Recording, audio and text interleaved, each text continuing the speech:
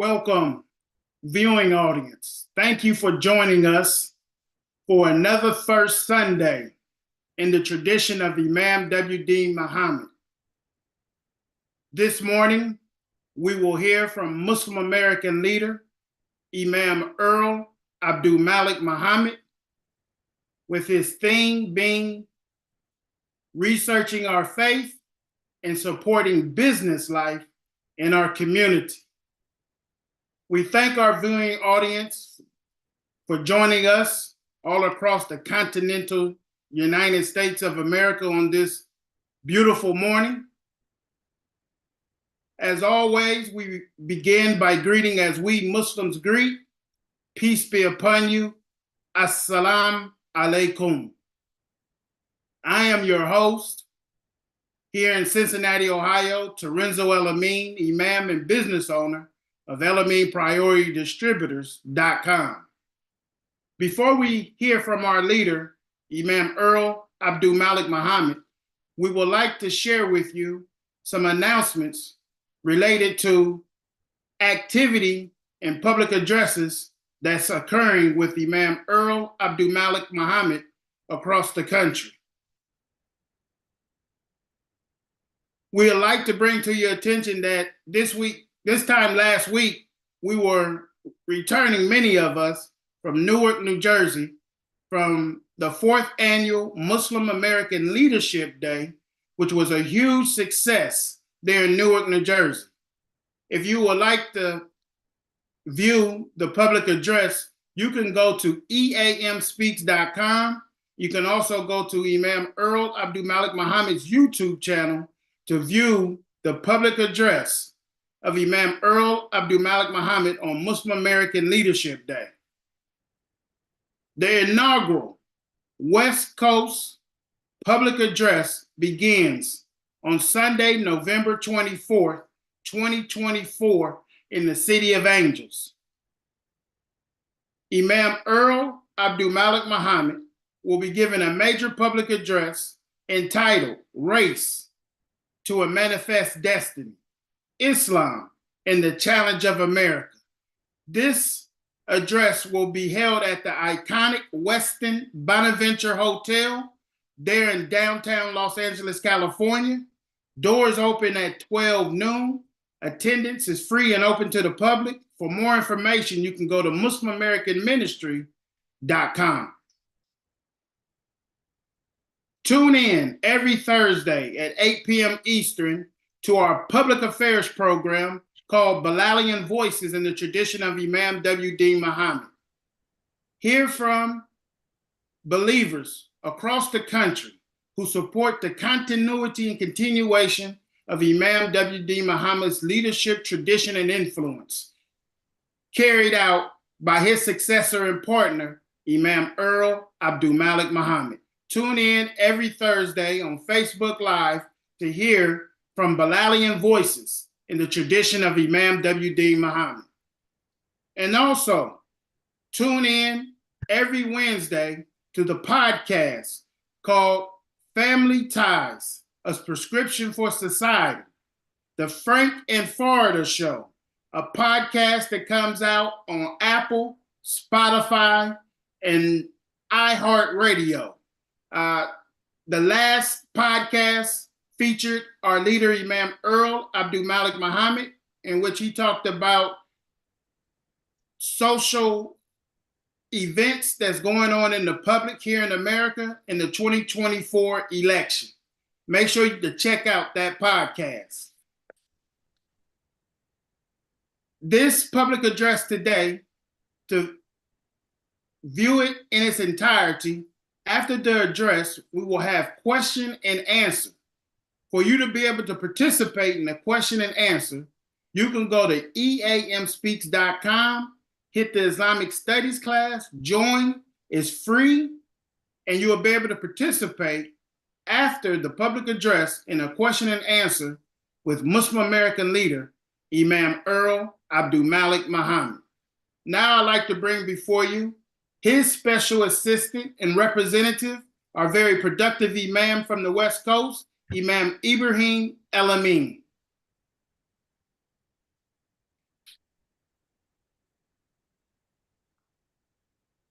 Assalamu alaikum, believers who are gathered here in our Islamic studies class, as well as those who are joining us via the live streams that we presently have going on YouTube, Facebook, and other social media platforms. Uh, we know that a number of you uh, are able to or watch us through those platforms. And so we welcome you, even if you're not joining us presently and are watching this recording at a later time. We greet you as Muslims greet with the greetings of peace. Assalamu alaikum. Praise be to Allah. We are thankful for another setting in which to continue in the tradition of our late leader, Imam W. Deen Mohammed. The first Sunday addresses were something that he established, and it is only fitting that if we commit or say that we are committing ourselves to his tradition, that we continue to build upon those things that he established. And this is one of those institutions that Imam W. Deen Mohammed uh, uh, set up and preserved for his following. As Imam Terenzo El Amin mentioned, we are coming away from this past weekend, a very successful Muslim American Leadership Day observance there in Newark, New Jersey.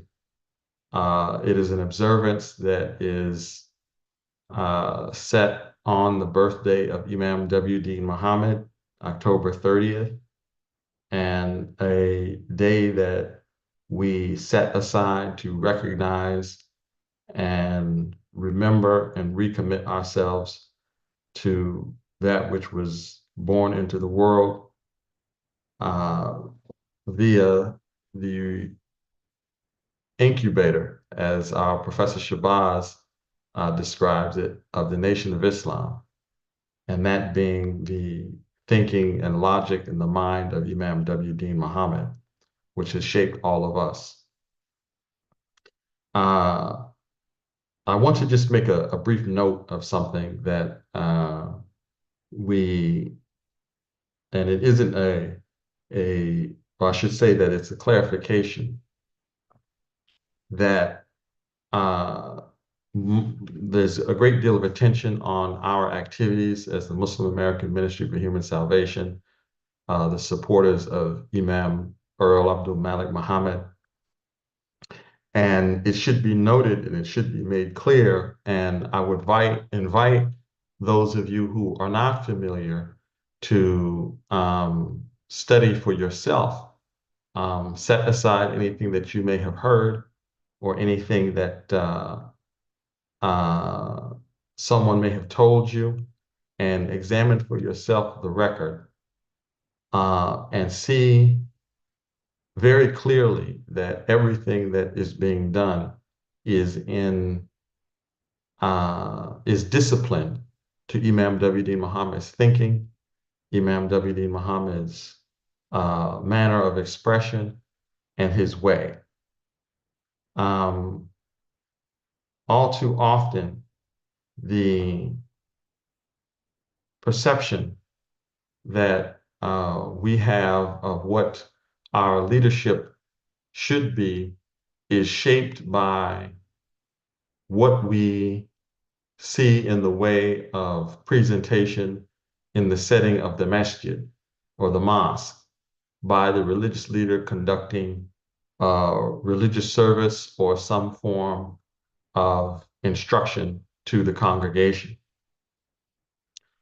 However, this has never been our tradition, even preceding Imam W. Deen Mohammed's time as leader, going back to his father, the Honorable Elijah Muhammad, as the leader of the Nation of Islam. Our leadership has a particular characteristic. And it is characterized by strong and vigorous engagement with the public in addressing critical social issues of the time. Not of the time, but also to looking at future times and warning and preparing the society and the following to be better positioned to address those concerns as they might manifest in the future. I'm saying all of that to say that our religious leadership is not to be seen purely in the context of rituals, and that our tradition, which is approaching 100 years now, is characterized in its entirety by a focus on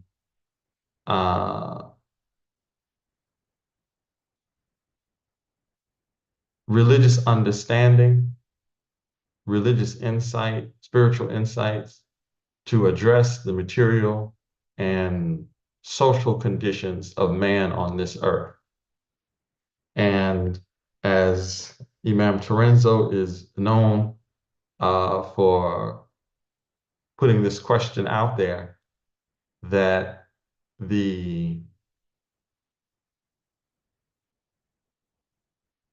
thought that comes to mind when we look at what is presently before us as leadership, who is in keeping with Imam W. Deen Mohammed's tradition, with the tradition of his father, which is the same tradition of speaking to these critical issues, of addressing the public in the manner that has characterized our contribution to this society and our contribution to the history of Muslims and the history of Islam. So I invite you to take a close look at the recent history of our community, the development and the progress of the work that we are engaged in, and look carefully at the work of Imam W. Deen Mohammed, and ask yourself this as an extension of Imam Terenzo's question: who best is representing Imam W. Deen Mohammed in this time? Who is applying his reasoning and his approach to issues that are facing not just Muslims, but the whole of human society? And I think that if you're an honest person, if you're a truthful person, if you are a sincere person, then you will come to the conclusion that we have come to in our support of Imam Earl Abdulmalik Mohammed. We are looking forward to his visit here to the West Coast. The first public address that he will give as leader, not his first public address or his first visit to the West Coast, but the first one as leader after Imam W. Deen Mohammed, or leader succeeding Imam W. Deen Mohammed. We plan to live stream that address if you're not able to attend in person. Oh, I wanted to mention this. Someone to Imam Terenzo's question responded that they knew someone who was speaking like this, speaking in this way. And the comment that this individual made was that there was an imam in a particular masjid who was a regular khatib, Friday khatib, who was speaking like this. And my question to that person would be, well, if he is speaking like this, why is he only talking to a Muslim audience?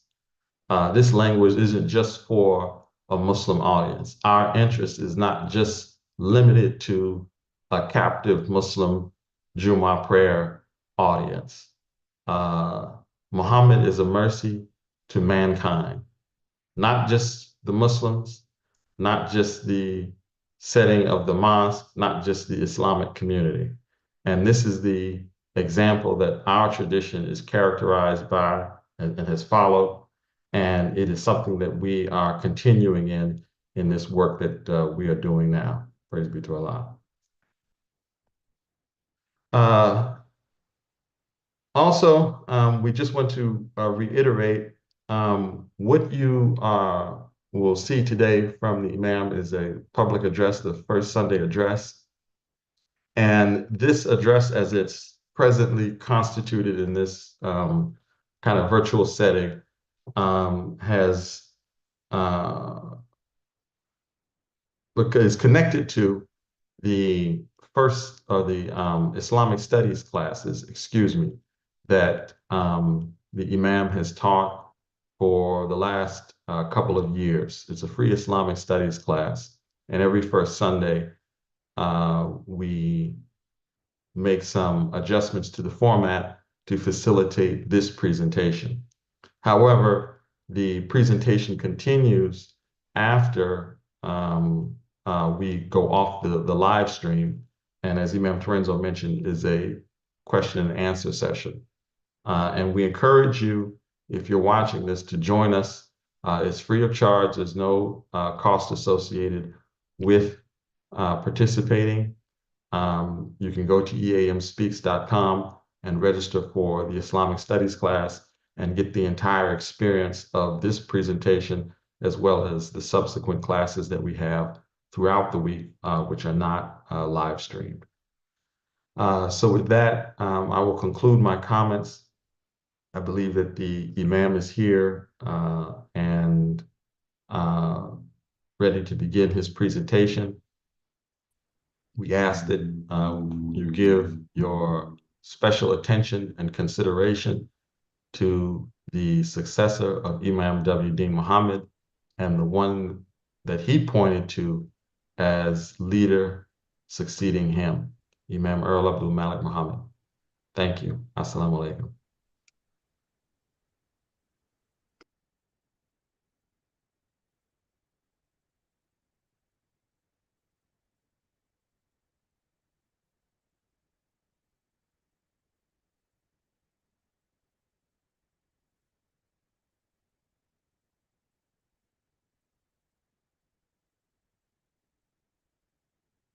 Peace be on you. This is the greeting of Muslims everywhere on this earth. In the tradition of Muhammad the Prophet, we say to each other, Assalamu alaikum, which is our greeting, but also an encouragement, strong support, and guidance for the direction of our interests in society. We are a community of peace, leaning toward peace, working and struggling for peace. And we have heard from world leaders of the interest and the necessity to have a kind of referendum on peace as a foundation for society, a vision of peace as a foundation for society. So in our daily interactions with one another as Muslims, as believers in God, and to say we are Muslims is to underscore and to acknowledge our faith in the one God that is known and seen, recognized as the creator of everything that exists.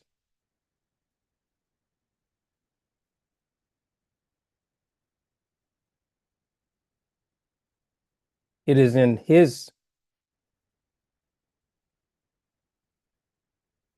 design of creation and of man, human life, which is the crown of creation, that the peaceful order exists and is sustained. And community of believers, we refer to ourselves as Muslims, and it has been revealed that this is our identity, suggests peace, encourages peace. So our greetings are peace, our identity is peace. And even Islam, that is the religion itself, suggests a peaceful order. So we greet each other with a reminder to ourselves of the obligation to uphold the peace, and to the person or persons that we are greeting, that they also have an obligation to uphold and serve the peace.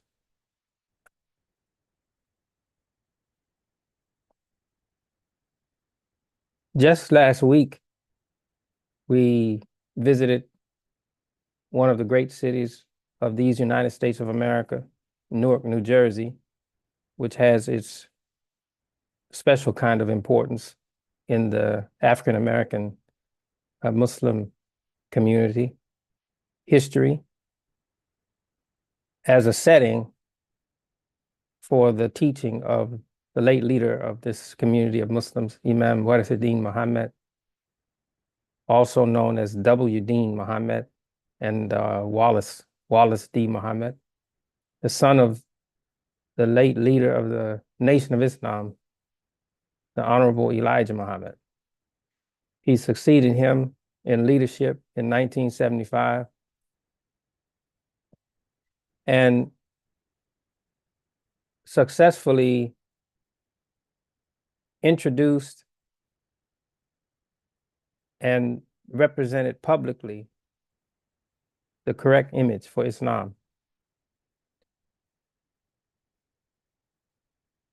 And as a consequence of that, an American, or an indigenous, I should say indigenous, if we can use that term, because it means many things,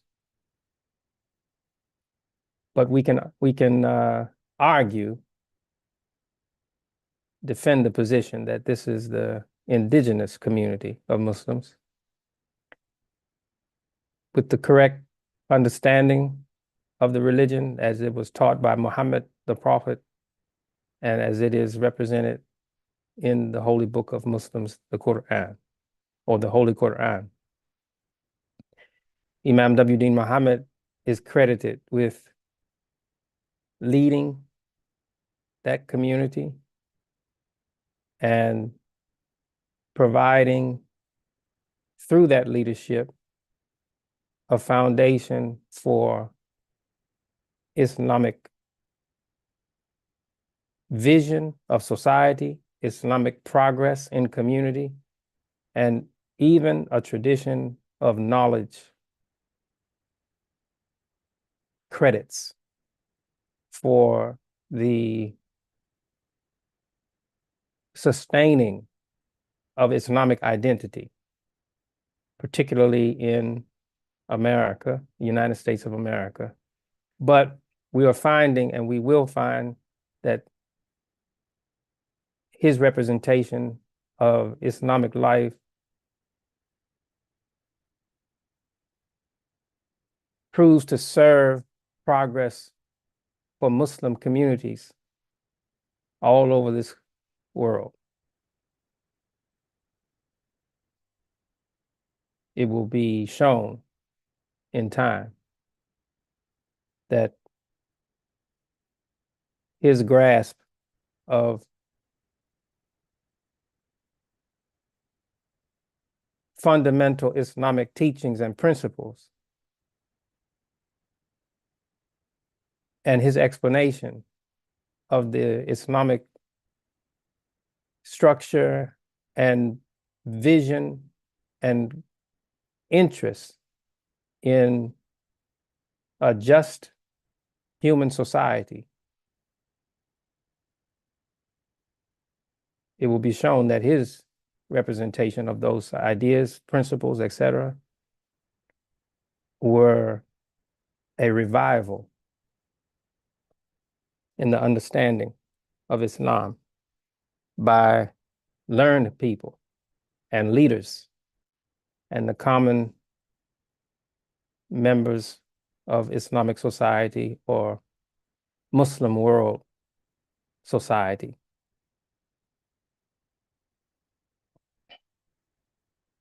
So we're representing him in that tradition of knowledge and in that interest. And we are continuing in his work as he taught it with his emphasis. And so we say that we're succeeding it. And we have as an interest the succession, the success. Succession says success, the success of that work and that mission.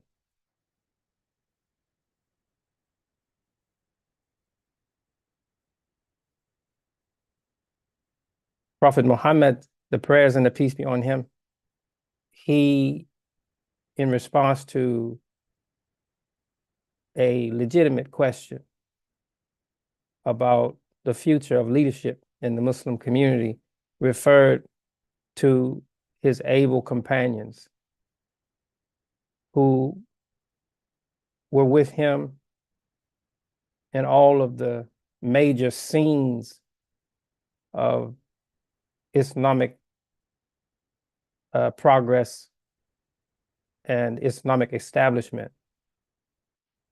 And he expressed confidence in their ability, both individually and collectively, to succeed that purpose and that vision of society. It's not to say that errors in those years after Muhammad the Prophet passed away, those immediate years, that errors were not made and new kinds of challenges to the Islamic community were troubled the development of that community. And in that process, that errors were made. But notwithstanding those troubles, which all human societies face, all developing societies face, even in spite of beautiful ideas, even in spite of that, notwithstanding that trouble, successes for Islamic community vision and development were had.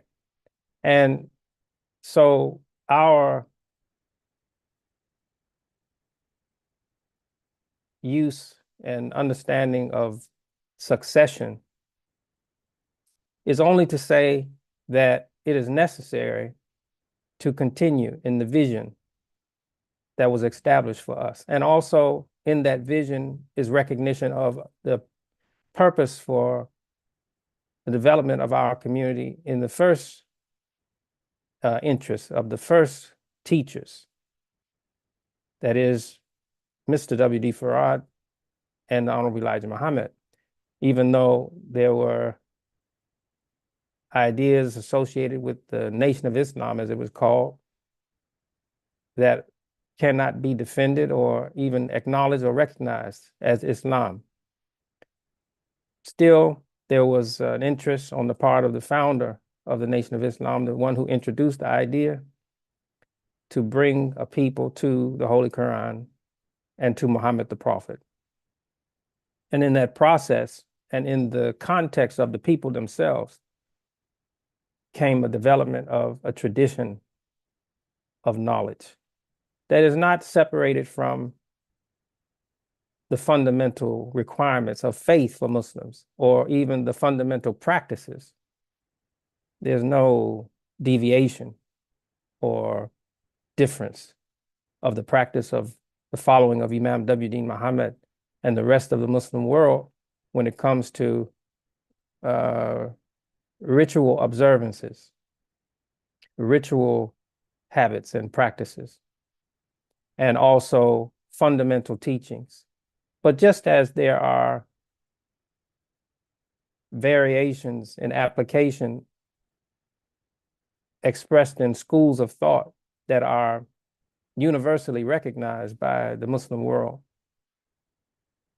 it should not be surprising or unexpected that a school of thinking that acknowledges and embraces the fundamental teachings of Islam would emerge in America, and not necessarily from those who migrated here from Muslim nations, but from an indigenous group who had themselves been separated deliberately by the American society, who had been forcibly and deliberately separated from responsibility for human progress in society. That is, the descendants of slaves and their descendants in America. The learned people in Islam would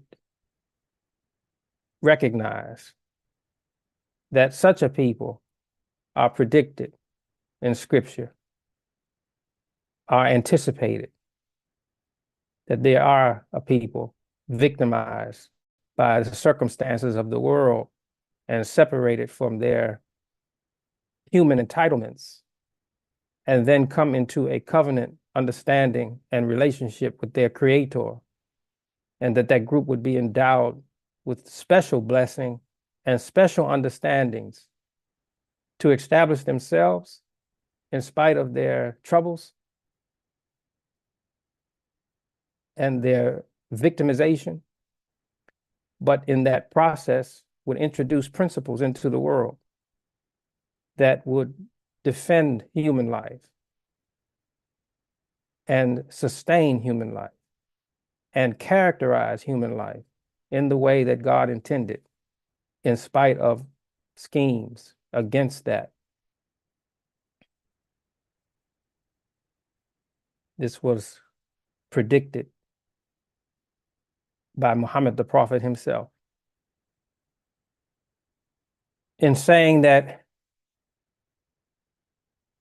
in his teaching that there would come circumstances where a people would have better understanding and appreciation for what he was leaving them than even the persons that knew him closely and intimately. This is Prophet Muhammad's prediction of a new people with Muslim identity.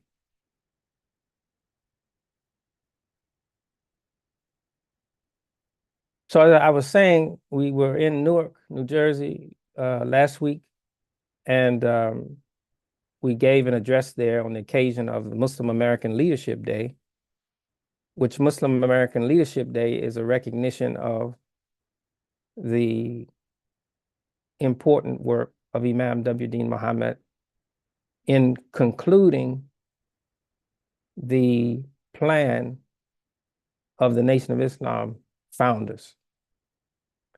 And I say concluding, meaning it fulfilled the interests of that plan to bring a people to the Quran and to Muhammad the Prophet and to a correct picture of Islam and Islamic identity.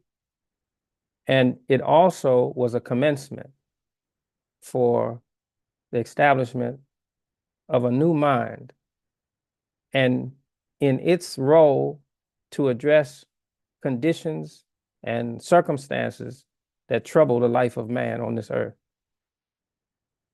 Imam W. Deen Mohammed, in the Islamic focus, and we might say in the human focus, it can be argued, is the leader for that movement in the soul of human life. He's not just recognized for his contributions to Muslim society, but he is recognized for his contributions to human society. And other groups associated with faith in God that are not Muslim have also acknowledged and paid tribute to his important work. So it would follow that those that are the direct beneficiaries would also put in focus his special role. And to explain the abandonment of that would be a great difficulty and a great embarrassment on the people who are the direct beneficiaries of it. And so in the interest of preserving our connection and our commitment to his leadership by way of influence and teaching and representation, we established this observance that is associated with the day of his birth, which is speaking of his birth as an individual human being, but also symbolically acknowledging that his birth represents the birth of a new thinking on behalf of a people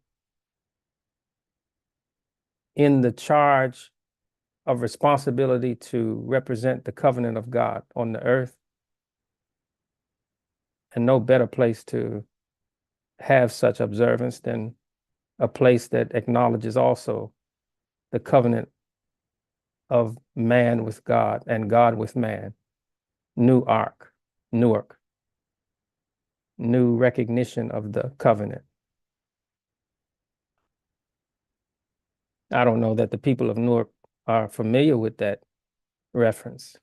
Maybe, maybe not. But certainly it's important for us to point it out that that is our appreciation for Newark. And also it was a setting where Imam W. Deen Mohammed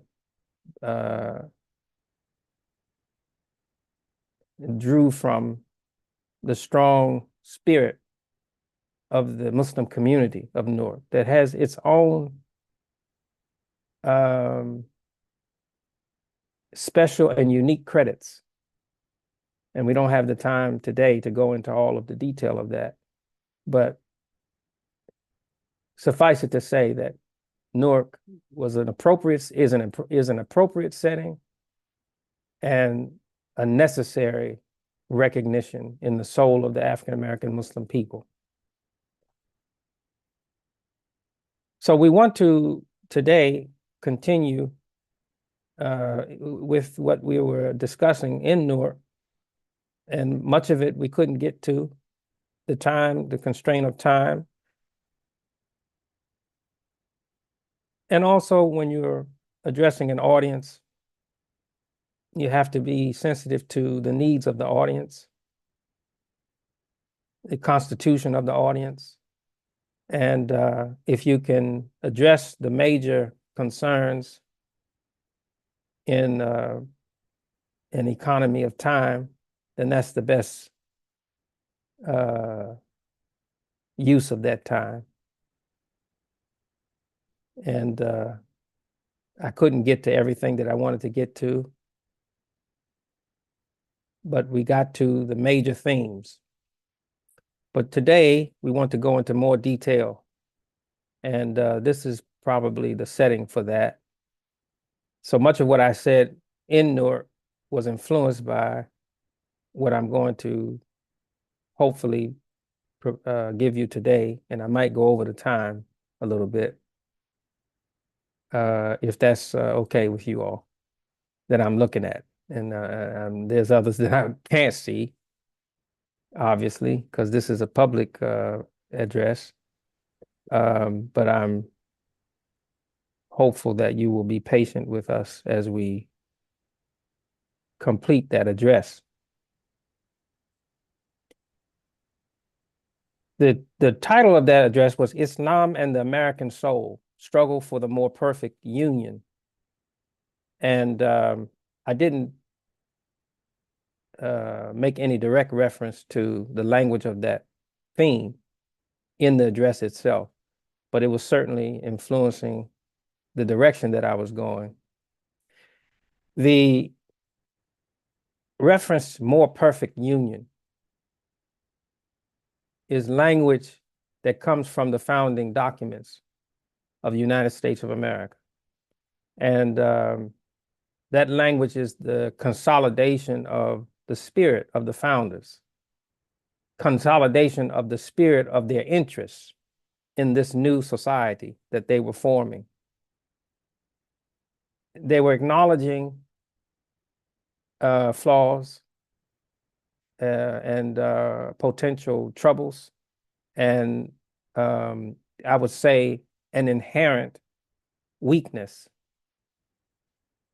in the constitution of man. Not to say that man is not a perfect creation. Man is a perfect creation for the purpose that God created human life. God created human life to be dependent on him. And he created human life to struggle to find the best circumstances and conditions and struggle through the troubles of the challenge of the environment and schemes against human life.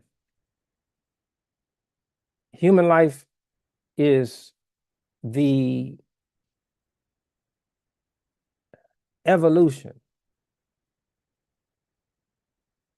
of the material order to acknowledge its creator by establishment of the peaceful society or the just society or the just order. Human life is the intelligent conclusion exhibiting purpose for which God created everything.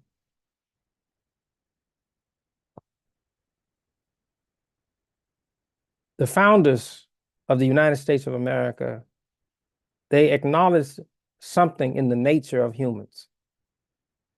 And they were influenced by Christianity. They were influenced by ancient Egypt. They were influenced by Greek civilization. And anyone that argues against such would be foolish. And we can say with clear eyes and clear mind that they were also greatly and strongly influenced by Islamic knowledge, Islamic sentiments, Islamic conclusions about society. In fact, we know, it has been documented, that the author of the Declaration of Independence, Thomas Jefferson, had in his library a copy of the Quran, the holy book of Muslims. And it was not something that was just a reference material for him, something put on the shelf of his library just to say that he had a copy. It was something that he took interest in. And also we know in the writings of others of the founders, direct references to Islamic community on this earth, direct references by name. So this suggests that the vision that Islam has for society and respect for Islam as a contributor to the order of society was in the minds and in the spirit of the founders of the United States of America.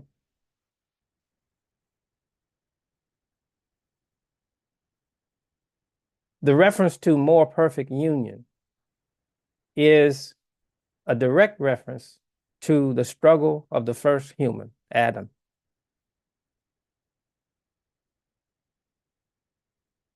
Adam's nature, Adam's intellect, Adam's hopes. You might say, well, how do we know of Adam's hopes? His prayers. We know of his hopes from his prayers for his offspring. This is in the Quran. So this is a recognition of the hopes of Adam for a movement toward man established in society as a reflection of the purpose for which God created man. This is in the nature of Adam. And so the term or the language, the phrasing, more perfect union, refers to the struggle of Adam, the reach of Adam, the hope of Adam, the first human. Islam, in the teaching of Muhammad the Prophet, and I'm speaking of his teaching indirectly, and in the direct reference of the late leader of our community of Muslims, Imam W. Deen Mohammed, Islam has a special place in the American vision of what human society is supposed to be. America is a kind of experiment with freedom.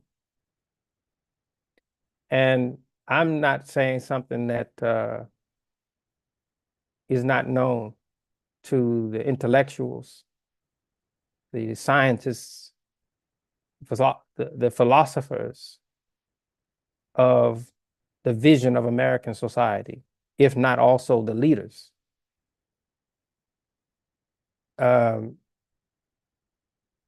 The former national security advisor for President Jimmy Carter, he referred to America as an experiment with freedom. So Islam, as it was presented to the African American people,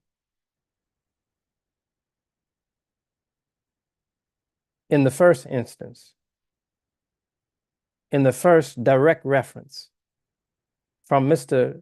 W.D. Farad, the visitor, the outsider, the foreigner that came to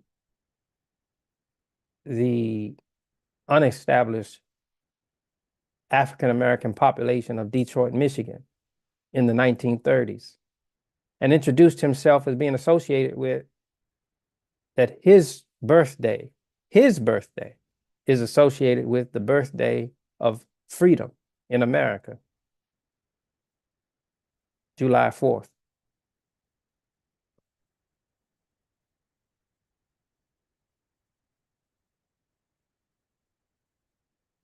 That this introduction of Islam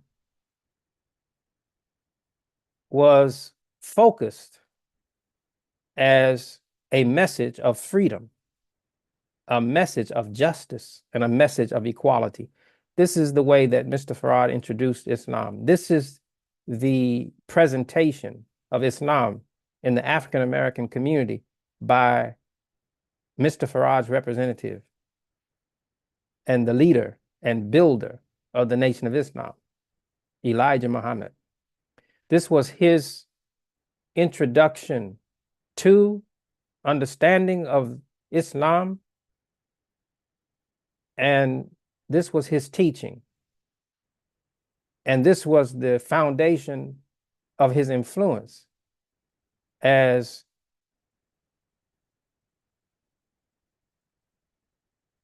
perhaps the most significant leader in the history of the African American people.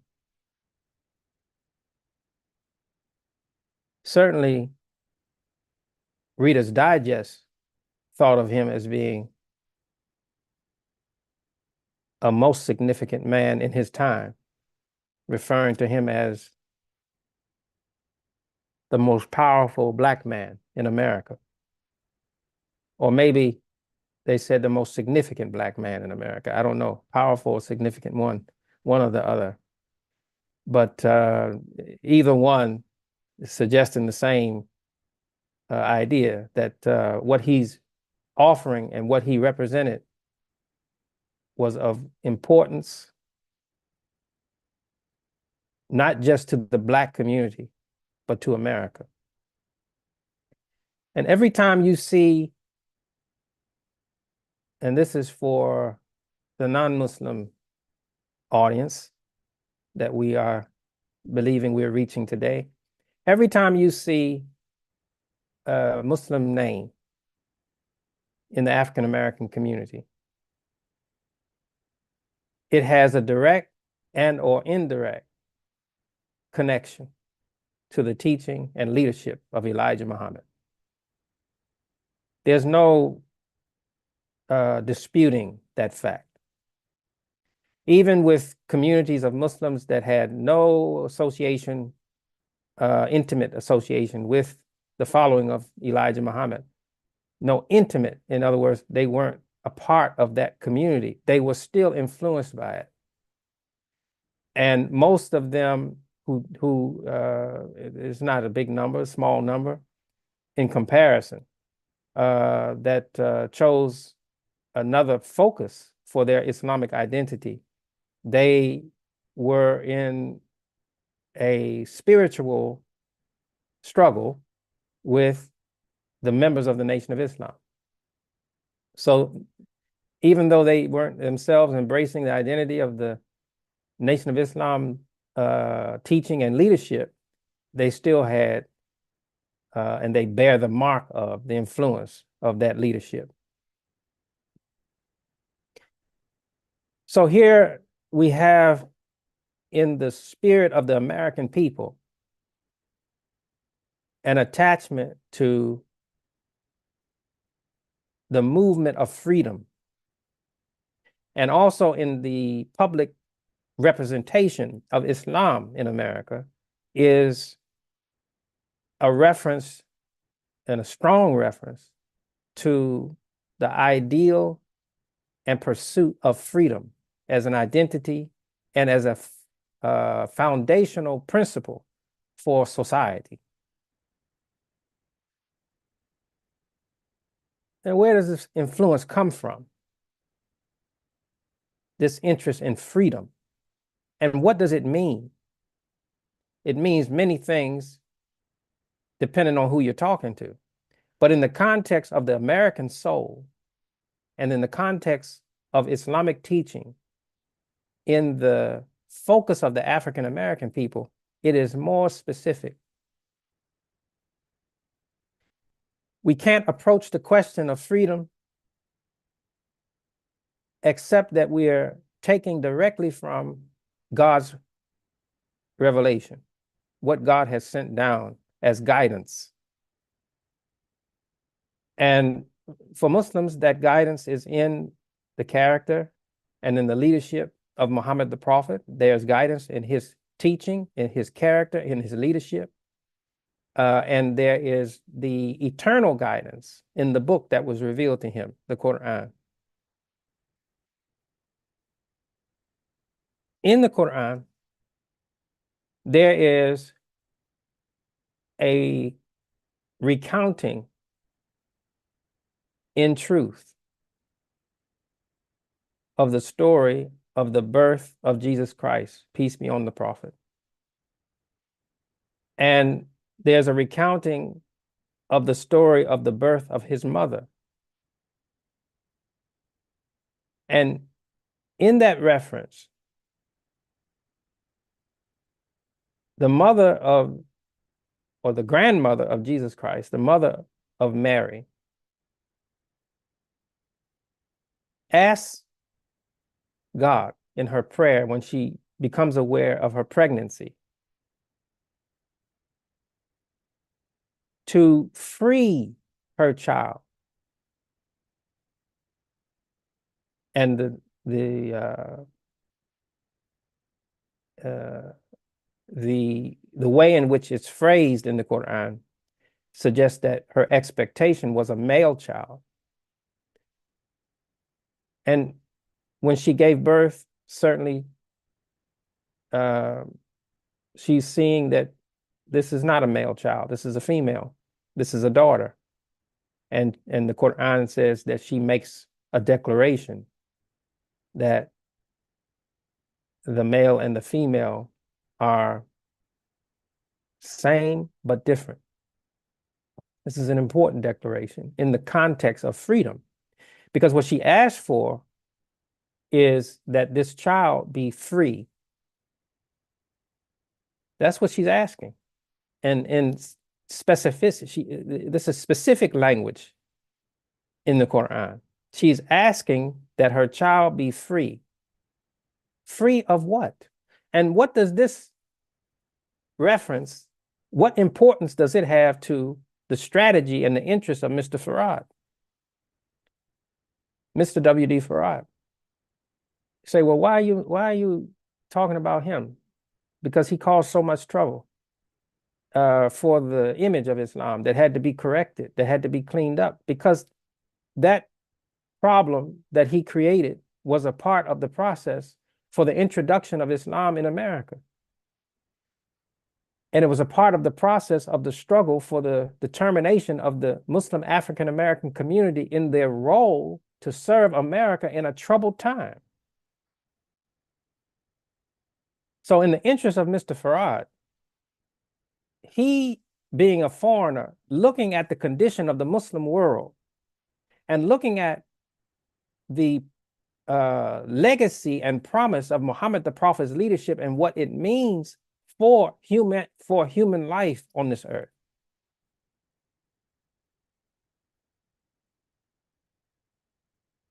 He belonged to a group that was interested in finding a community that would itself embody the announcement of Muhammad the Prophet's leadership as an institution, as an institutional foundation for the progress of society, and perhaps as a salvation on the earth. But it would have to be a people torn from the way in which societies had viewed progress, extricated. And it must be a community or a people cut off from what we would consider to be the foundations of responsibility for human society. Now, the way in which I'm communicating to you today, I know to the listener is unique. And you won't hear this kind of communication coming from other communities of Muslims necessarily. In fact, I doubt it very seriously. The only place you'll hear this kind of communication is from this community that I represent. And in this troubled time, even for our community, I might be the only one that you hear this kind of communication from. You might hear some influence sounding similar, but not quite the same. Mr. Farad, his people, his group, they were looking for a womb environment. And from that would be produced a free and new mind on the earth. And this is, as I said, directly connected to the prayer of the grandmother of Jesus Christ to ask for a child that was free from the prevailing reasoning of the world, the prevailing thinking of the world. that clearly she interpreted as in error. So Mary is associated with society, and her son is associated with society, and that they are blessed in the interest of society. They are blessed in the interest of society. In fact, there is a chapter of the Quran that is named for the whole family and the story of that family. The family of Jesus Christ, peace be on him. His mother, his grandmother, his uncle, his cousin. And these are references in the Bible as well. And I could name the names, and the non-Muslim listeners to us today would recognize those names. Those names are in the Quran. Reverenced people, respected and saluted people. We refer to the uncle of Jesus Christ, the father of his cousin John. We say his name, Zachariah, alayhi salam, peace be on him. We say the cousin of Jesus Christ, peace be on him, Yahya, John. We say alayhi salam, peace be on him. This is the salute of Muslims to these important types and figures in Scripture that describe an interest in freedom and the bringing into the world of a new idea and appreciation for the role of freedom.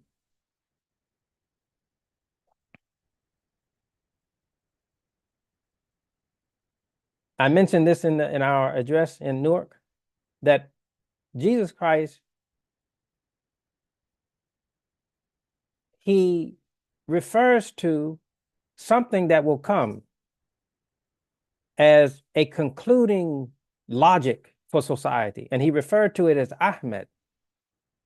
And we might think of that in direct connection with Muhammad the Prophet, and it is directly connected to Muhammad the Prophet. But Muhammad and his name, and Ahmed, that name, has the same orientation and the same foundation with a slight difference in meaning.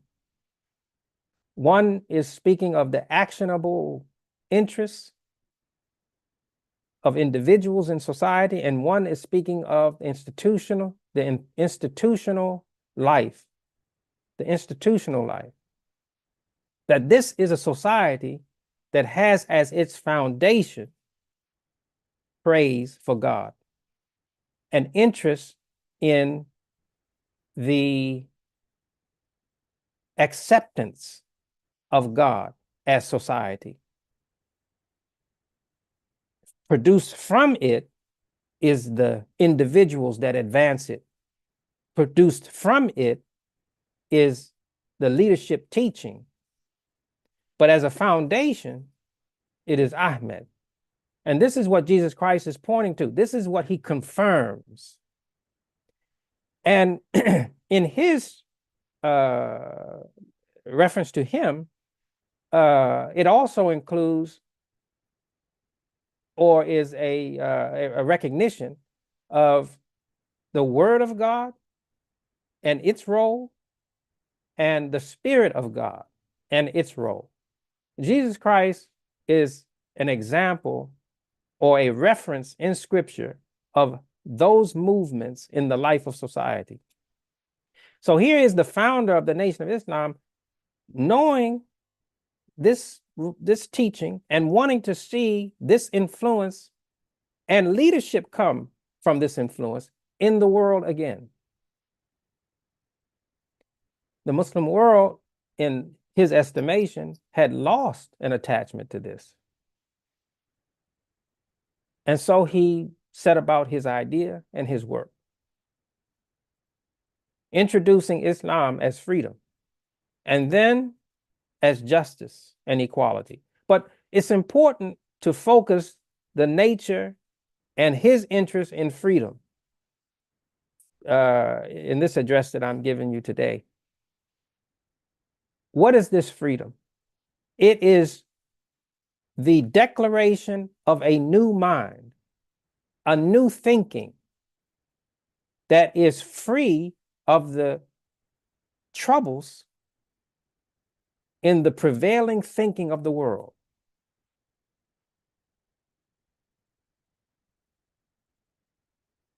A thinking free of the burdens of error that come along with a disassociation or a separation from what God intended for human society.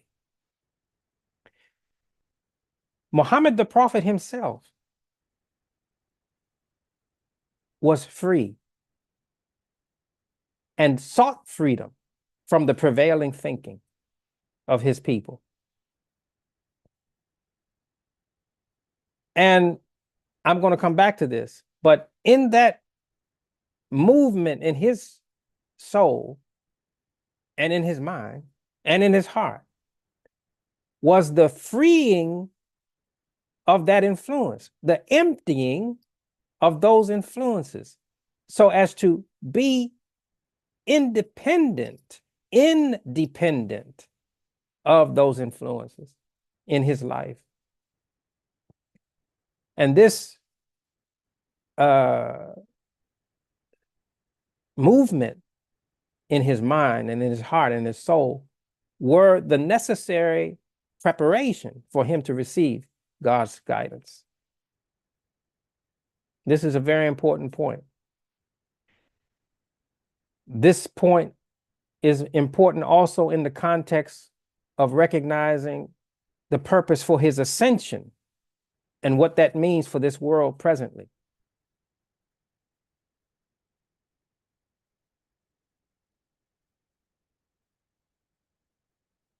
The struggle of the American soul, the struggle in the American soul for the more perfect union is an acknowledgement of the struggle of Adam. And America as a setting for an experiment in freedom is eventually to embrace Adam's struggle.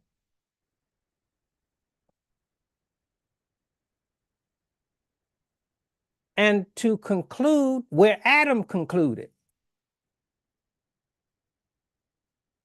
Adam concluded in spite of his difficulty in his environment, troubled by deception, troubled by betrayal, troubled by falsehood, as to his own purpose, as to his relationship with God, as to the focus for his existence. Adam represents a success in his embracing of God's authority, God's command, and in his embracing of a relationship with God as his creator, who has planned and put in his nature the plan for the execution of the just order.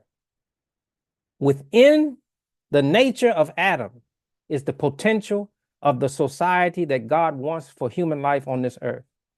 And the attention of the founders on the more perfect union is a recognition of that. Now, is it achieved? Well, they say the more perfect union, meaning that it is a movement.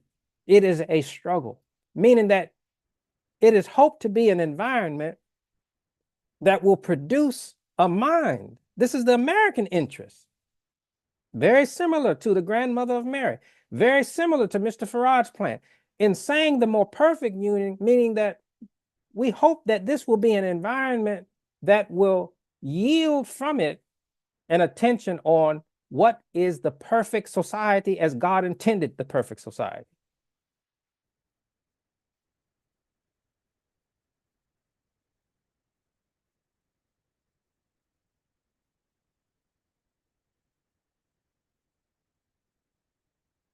America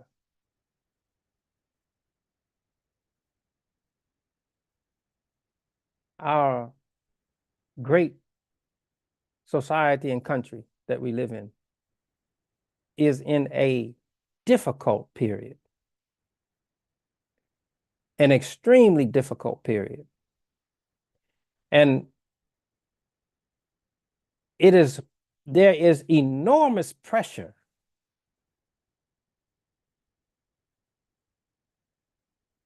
on the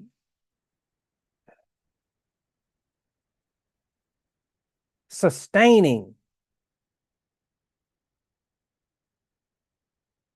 of the American idea of respect for the human person. Enormous pressure.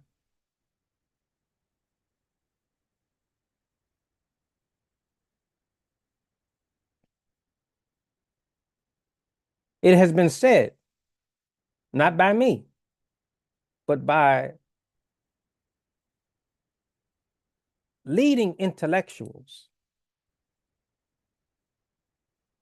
students, and I mean by students, I mean high-level scientists of American democracy, professors of the institutions that uphold America, that this election is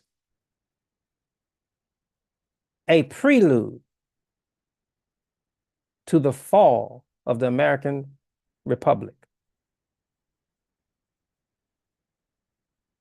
It's not something I'm saying.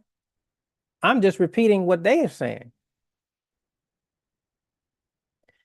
Major newspapers in this country, all of the major ones, I don't have to name them, and even news organizations, not just individual papers, but news organizations have refused to endorse a candidate for president of the United States. In our lifetimes, I think this is unprecedented. And it may be argued, some may say, well, the reason for that is that the American people should have a free choice and not be influenced by the major media. Well, if you make that argument, then it's hypocritical and disingenuous, because the newspapers will endorse local candidates for office. And the newspapers and media will endorse a kind of thinking and also behaviors in the American public, wanting to direct the American public in a certain way, this way or that way, whatever it is. It will report on, it will favor points of view, bias, you can call it, or leaning. It's well known that certain publications favor certain points of view for the direction of society. And in that context, identify individuals that represent those interests and those influences. So to take the position that they're not going to endorse a candidate, if you're looking at it from this point of view, is somewhat hypocritical, which caused many of the major top staff of these publications to resign.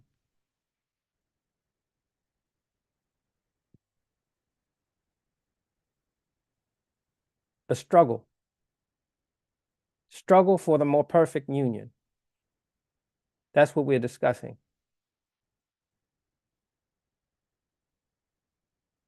So we have the notion that the American Republic is at risk of survival. Existential risk. Existential, meaning its existence is in the balance. If you listen to some preachers, They will refer to this as the destruction of America. And more specifically, they might refer to it as the destruction of white America. I'm not going to argue against that point of view, but that's not our language. And that's not our interest.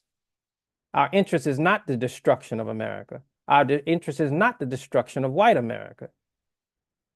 Destruction is not in our hands, but struggle is a part of our nature. God has created us, according to his holy book, for struggle. And that struggle is for the determination that he put in our nature to realize just order, just society. And so this is the movement in which the Nation of Islam and the presentation of Islam in its first teachers that is maintained by its successor and concluding mind and leader for all times, Imam W. Deen Mohammed. Freedom is a doorway to get to justice. You have to tackle and manage the responsibility of freedom to get to justice.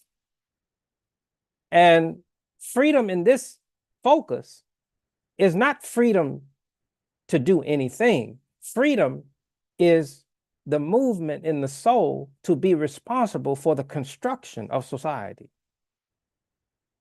But there has to be an intellect, a thinking, and experiences that ready that intellect to tackle the schemes against freedom, the schemes against sacred freedom.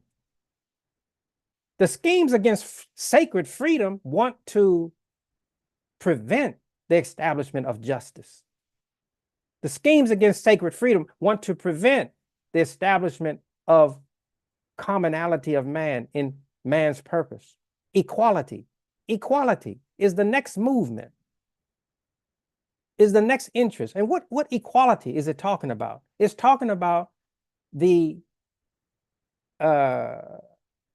common nature of humans, that every human being is entitled to opportunity and respect in society. Now, America goes to an extreme when it comes to this because it has allowed for an influence in the reference to freedom that is an irresponsible allowance.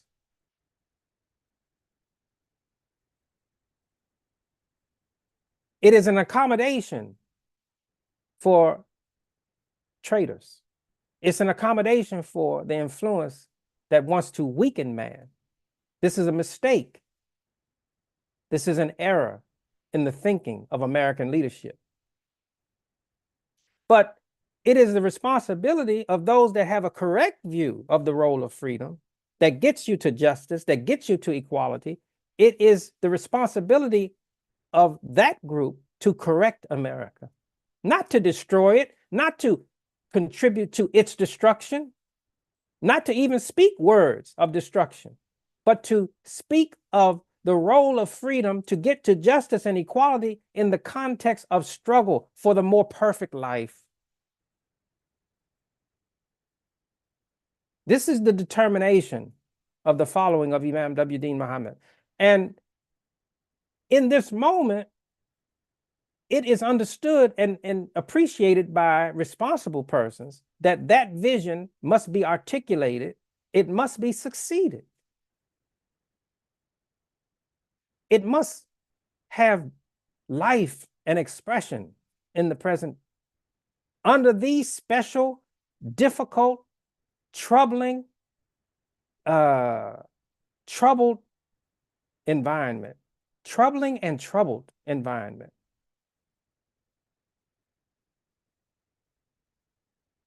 So here is Muhammad the Prophet, having emptied himself, freed himself of the influences of his society. And in that process, prepared to receive God's guidance. And in receiving God's guidance is acknowledged a dignity for the creation of man. A dignity pointing to a purpose for the creation of man. Muhammad the Prophet embraces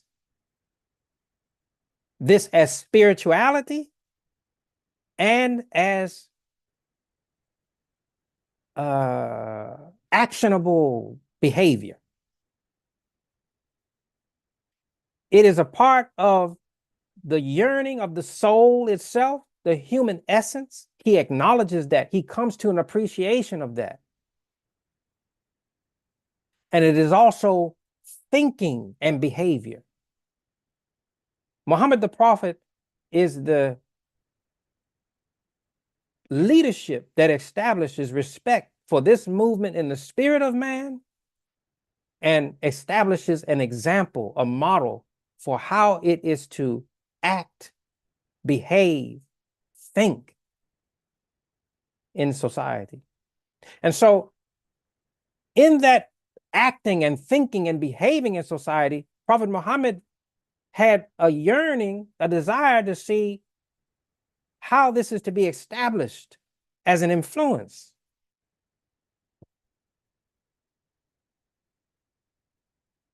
And so there was a movement in his soul.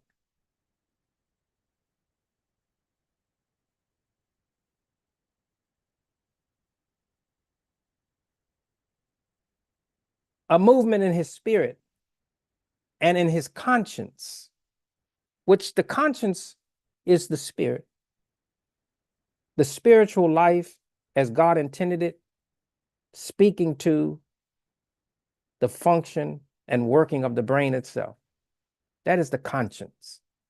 So in the spirit and conscience of Muhammad is an interest to bring man from a state of freedom to the establishment of the sacred role of freedom.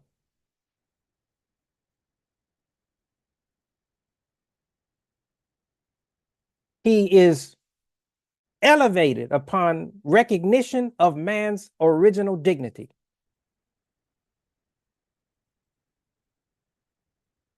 And he ascends above the influences of his society, freed from the influences of his society upon that recognition. And then God shows him the advance, the stages of development that bring human life to the peaceful order and the construction of the peaceful order, the construction of the society. And in that movement, he is taken to an ancient site of the recognition of the dignity of man. But that ancient site is accorded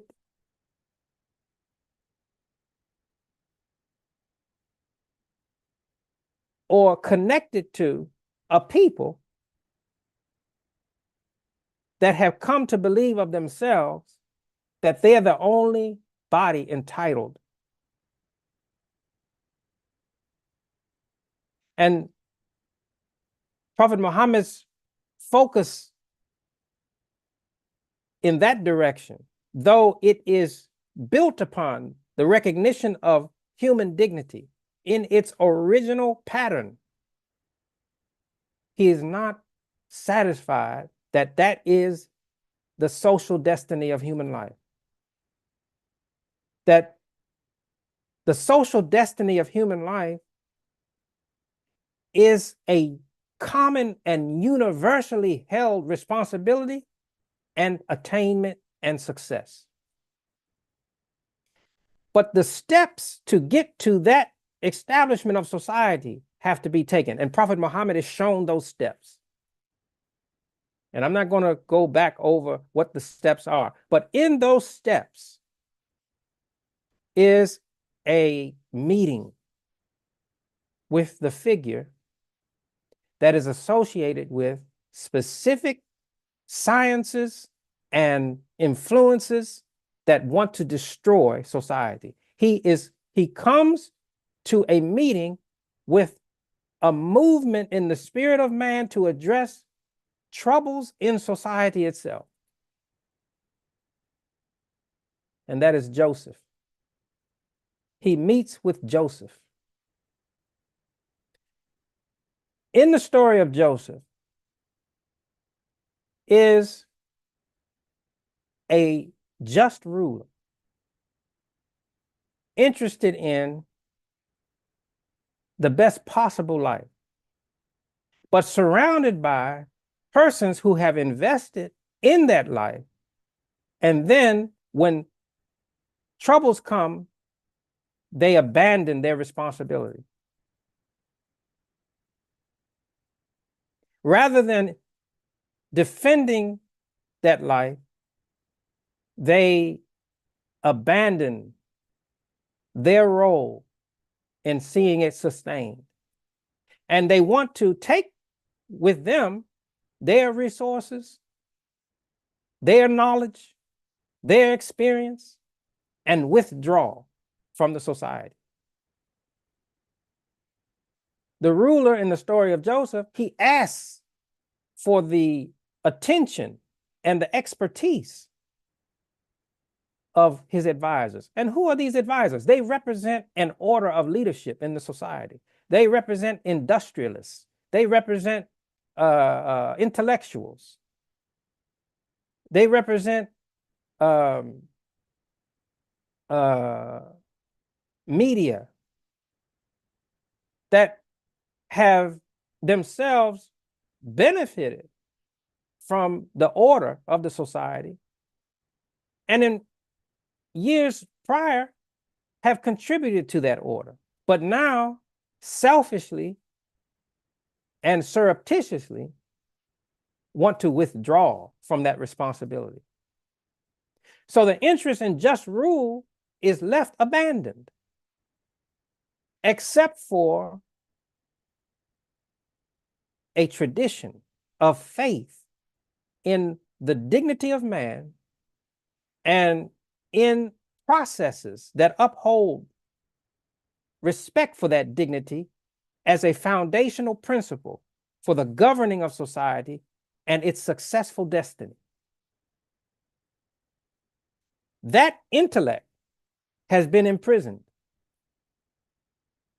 But because of the circumstances, the ruling life that wants to see the preservation of that society acknowledges it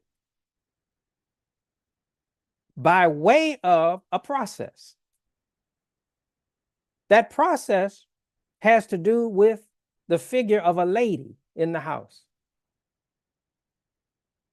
That lady also represents an order of leadership in society. She is connected to a group, an influence, and that influence is troubled by so many contradictions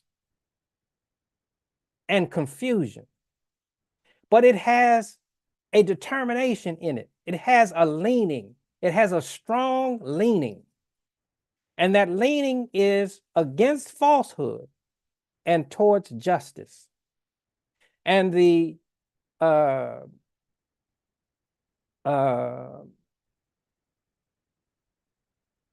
way in which that is presented is that the lady is in complete and total love with Joseph.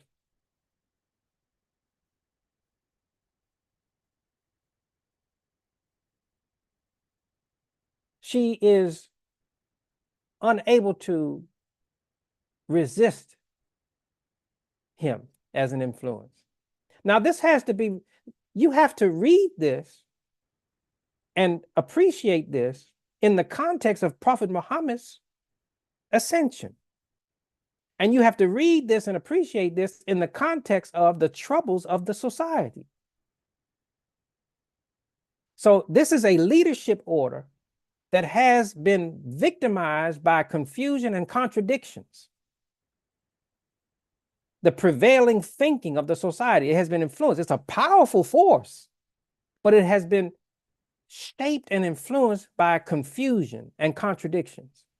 But yet it has a just leaning, and it wants to embrace the just order and the thinking for the just order. And it wants to embrace what it understands to be eternal and necessary for the preservation of human society.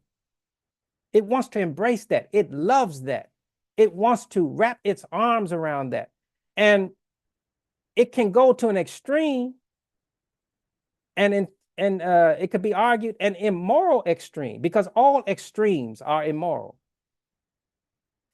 Joseph represents a balance, and in his dignity, he appeals to the balancing of that troubled and contradictory leadership order. And when that leadership order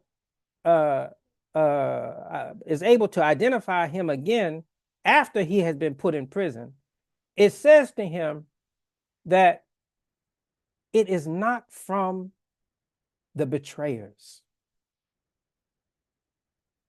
This is the Quran. This is the Quran teaching that this lady and the order that she represents in leadership is not of the betrayers.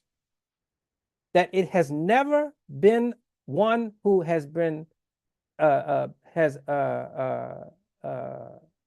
neglected to acknowledge the focus of justice and the knowledge to sustain the just order and the connection between that movement and the plan of God, the plan of the one God who created everything, the plan of the one God acknowledged by all the heavenly religions, that it makes a connection between the movement of justice and the plan of God. And it embraces Joseph as the representative of that movement and that interest. So here this is in the context of Prophet Muhammad's ascension. So in Prophet Muhammad's ascension is the acquisition of experiences and knowledge that clothe Islamic identity, that give balance to Islamic purpose for society. And it predicts a role for a people who are comparable to the interests and the history and the works of Joseph. That this is an essential part of the character of Muhammad the Prophet's leadership. That there will come a time in society, in American society, America is a discussion on society in the world, that there will come a time where American society, representing the possibilities for a just order, become troubled in the world. And only a particular sensitivity can save it by way of strategy. But it must come from a people who have themselves been torn from the foundations of human society. It can't come from the people that is shown in the story have abandoned or plan to abandon their responsibility. It can't come from those people. It has to come from a people that have already suffered and experienced betrayal, have already suffered and experienced denial, that they have come to an appreciation for these high ideals. This is in the plan of God for the establishment of human society in the leadership of Muhammad the Prophet, in his sensitivities, in his conscience, in his spiritual nature and leadership. So this is not separated from Prophet Muhammad's leadership. This is in the center of Prophet Muhammad's leadership. That this people, having come through all of these contradictions, all of these troubles, all of these negative experiences, have been conditioned by those experiences to provide leadership in the moment when society itself is threatened existentially.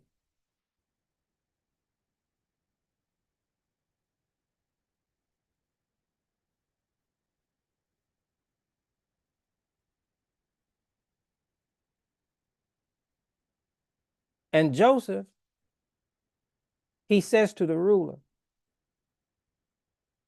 in perhaps one of the most profound statements of leadership coming from Scripture,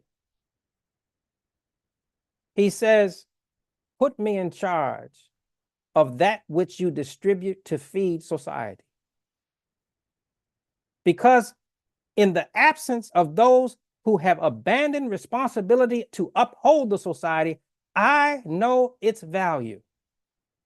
And I, because of how I have been shaped by this tradition that belongs to the planning of God in the nature of man, I know what is just distribution. Now, this is a time of famine in the society. So you're speaking of the nature of neediness, neglect, of people once clothed in rich fabrics now wearing sackcloth. And I'm not talking about physical clothing. I'm talking about in terms of their idea, their notion, their conviction as to their public character. A troubled time.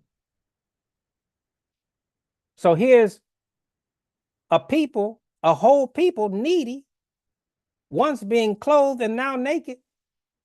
And Joseph having the science of how to distribute fairly the sacred idea that will bring them back to their dignity. And here's a lady who has been troubled by the condition and the contradiction in the society, favoring a relationship with that as a social influence on the ruler.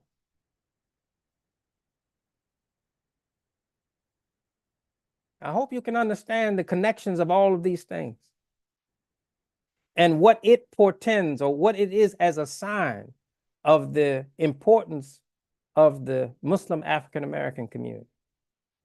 I hope that you can see the parallels, the connections. And I hope that you can conclude that it is absolutely necessary in this very moment that we live, that we be available for the lady of the house to embrace.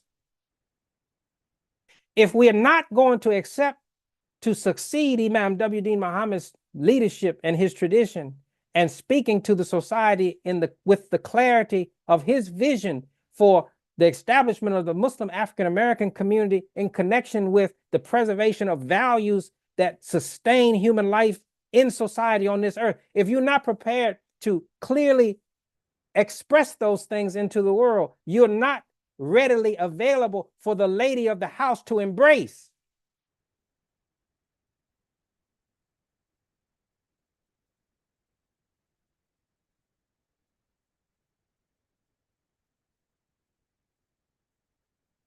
I think I made the point.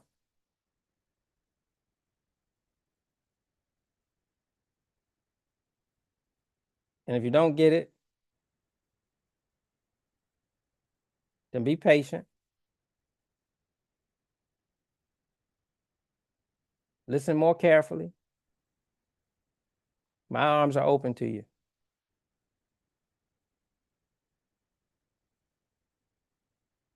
And my prayers to Allah, God Almighty are for our success.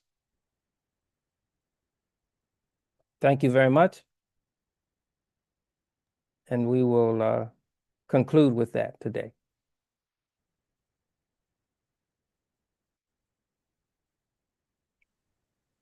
Praise be to Allah. Thank you, Brother Imam, for that address.